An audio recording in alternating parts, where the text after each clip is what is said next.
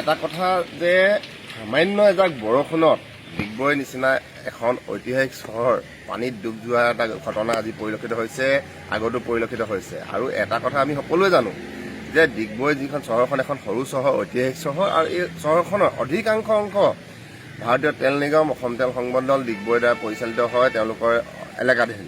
আৰু এই ক্ষেত্ৰত আমি ছাত্ৰ সন্থাই আগতেও কৈছোঁ যে আপোনালোকে এই ক্ষেত্ৰত বাট পথ আৰু নলা নৰ্দমাসমূহ আপোনালোকে ভালদৰে বৈজ্ঞানিক ভিত্তিত নিৰ্মাণ কৰক। আৰু এই ক্ষেত্ৰত তেওঁলোকে সম্পূৰ্ণৰূপে আওকাণ কৰিছে। আৰু এই ক্ষেত্ৰত আমি যি আমাৰ ডিগবৈ পৌৰসভা আছে, এই পৌৰসভাও এই ক্ষেত্ৰত সম্পূৰ্ণৰূপে ব্যৰ্থ হৈছে। কিয়নো কিছুমান ঠাইত তেওঁলোকে অনাহকত কিছুমান পুঁজি ব্যয় কৰা আমাৰ পৰিলক্ষিত হয়। আৰু এই ক্ষেত্ৰত যি ডিগবৈ অঞ্চলৰ পানীৰ যি সমস্যা, এজাক বৰষুণতে ডুব যোৱা যি সমস্যা, এই সমস্যাটোৰ ক্ষেত্ৰত কিন্তু সম্পূৰ্ণৰূপে IOC কৰ্তৃপক্ষ আৰু আমাৰ ডিগবৈ যি পৌৰসভা, এই পৌৰসভা কিন্তু সম্পূৰ্ণৰূপে ব্যৰ্থ হৈছে। আৰু আমি আজি এই ঠাইৰ পৰাই আমি তেওঁলোকক দাবী জনাইছোঁ, আহ্বান জনাইছোঁ যাতে এই ক্ষেত্ৰত তেওঁলোকে বিহিত ব্যৱস্থা গ্ৰহণ কৰে। IOC কৰ্তৃপক্ষ অতি সোনকালে তেওঁলোকৰ ঘূৰ নিদ্ৰাৰ পৰা তেওঁলোকে সাৰ পাওক আৰু এই ক্ষেত্ৰত তেওঁলোকে বিহিত ব্যৱস্থা গ্ৰহণ কৰে।